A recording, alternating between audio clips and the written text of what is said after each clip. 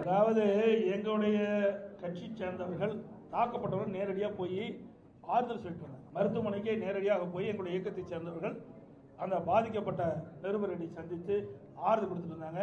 நாங்கள் தான் ஏற்கனவே வன்மையை கண்டிச்சுட்டு இருக்கிறீங்க. நீங்கள் ஊடக நபர்கள் பத்திரிகை நம்பர்லாம் அவர் தூக்கி பிடிச்சிட்டு இருக்கிறீங்க. அதனால தான் உங்களை அடிக்கிறாங்க. புரியுதா?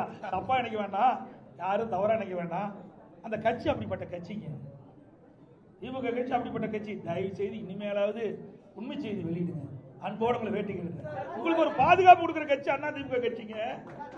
நீங்க திமுக கட்சிக்கு எப்பொழுது பார்த்தாலும் எங்களை பத்தி தான் குறை சொல்லிட்டு இருக்கிறீங்க. இருமுனா குறை சொல்றீங்க, துப்புனா குறை சொல்றீங்க. ஆனா திமுக பத்தி ஒரு குறையும் எந்த தொலைக்காட்சியிலும் வருவதில்லை, எந்த பத்திரிகையிலும் வருவதில்லை. அதனாலதான் அவங்க தைரியமா இப்படிப்பட்ட தாக்குதல் ஈடுபடுறாங்க. நீங்க உண்மை செய்தி வெளியிடுங்க. மக்களே உங்க பக்கம் இருப்பாங்க, உங்களுக்கு மக்களே முழு பாதுகாப்பு கொடுப்பாங்க. இருந்தாலும் அனைத்து இந்திய அண்ணா திராவிட முன்னேற்ற கழகத்தை பொறுத்த வரைக்கும் உங்களுடைய ஊடக நண்பர்களுக்கும் பத்திரிகை நண்பர்களுக்கும் நிருபர்களுக்கு எப்பொழுதும் பக்க பலமாக இருப்போம். எந்த மாற்று கருத்தும் கிடையாது.